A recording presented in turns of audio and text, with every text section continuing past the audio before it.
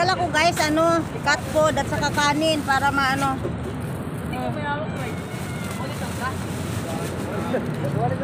Kawawa nga sila guys, kawawa. Away na naman. Kawawa talaga.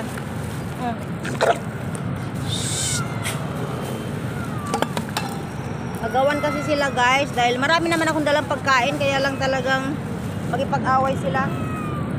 Bumili akong 2 kilong cat food saka pagkain din guys. Salamat sa lahat guys. Sige guys, baka madampot tong cellphone ko guys. Salamat.